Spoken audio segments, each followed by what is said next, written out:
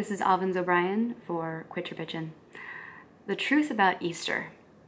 Easter is a holiday that perpetuates the most incredible myth, a myth that has struck the world for centuries, a myth that self-perpetuates and ruins millions of lives every year because no one has called it out before. In fact, if I didn't, the world might have to wait another 2,000 years for someone to call this out and shed light upon the truth and show it to you.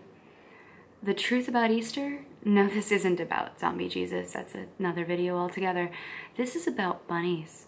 You see, the PC police of this world don't want you to see the true nature of bunnies. You see, bunnies are evil. The reason I know, of course, is because I had one when I was a child. It was an awful bunny. It was probably a pet mill animal. It didn't know any better. It was born in a cage and lived and will die in a cage, possibly never aware of the freedom that could have existed for it. But it was an evil bunny. I tried to love it. It was my first pet, and a first pet is supposed to be a cherished childhood memory. But my bunny was abusive. It bit me when I came near its cage. It rustled all the shavings at the bottom of its cage around and chewed up everything I put anywhere near it. Anything it touched was destroyed. I learned sometimes that I could avoid its wrath, its terrible sharp teeth and attitude, if I appeased it with alfalfa. It's such a sick, twisted way to exist.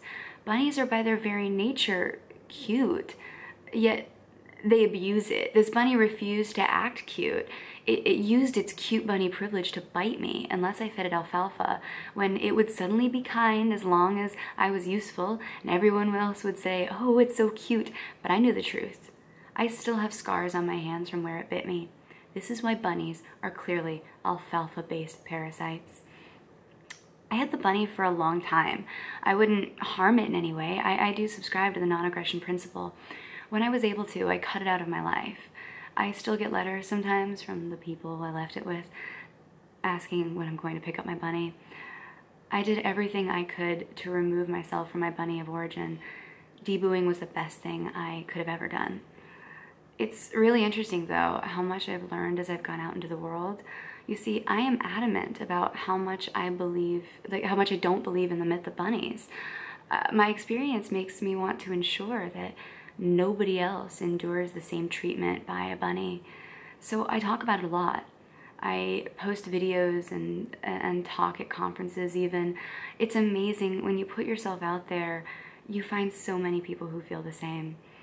People come to me with their stories of their childhood bunnies who were supposed to love them, who abused them by manipulating them with their cute, fluffy existences while being alfalfa-based parasites. We have come together, a whole group of us, to spread the truth about bunnies. This is so necessary. You see, when I walk into a room, I find other people who know the truth about bunnies too. I mean, to be clear, I don't hate bunnies. I'm very logical, and so hatred is beneath me. It's for a less evolved mind. But so many people understand me when I tell them my story about bunnies, and some don't realize. You know, I listen to their stories about bunnies, and they mention that they were nipped once or twice when the bunny was scared, and I have to make them see how abusive that bunny was. It's hard sometimes to come to that realization, but it's so important that we can free ourselves from the oppression of their cute privilege. Sometimes there are people, they're apologists for the bunny propaganda. These bunny justice warriors will do anything to excuse the behavior of bunnies. They tell you that the bunny was raised in a cage, it came from a pet mill, how important forgiveness is. The bunnies just want love and equality amongst other childhood pets. They don't see how abusive the bunnies are. They refuse to. They're ideologically opposed. They're completely ignorant of the bunny propaganda prison that they exist in. They can't adjust their view to see the truth, or else the entire system of cute that they've invested in will tumble. They'll have to admit that bunnies aren't so cute. They can't do that. They will do anything to protect their illusions. These bunny justice warriors turn up at events. They send me nasty emails. They tell me I'm evil for telling people the truth about bunnies. I have haters. I do. And that's when you know you're doing something right. I know because I've surrounded myself with dichotomies. Because of my strong, powerful statements against bunnies, I find so much confirmation amongst those who have had similar experiences, and those who argue against my conclusions are clearly defensive and cannot be reasoned with, for they are under the spell of cuteness from this Easterism, this bunny propaganda. I can't free anyone from this illusion, but I highly encourage you to join my forum and subscribe to my channel for more truth.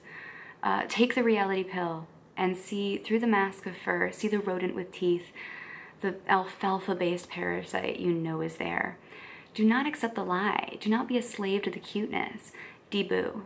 Deboo anyone who questions you for debooing, and surround yourself with a culture of people who will reinforce your beliefs.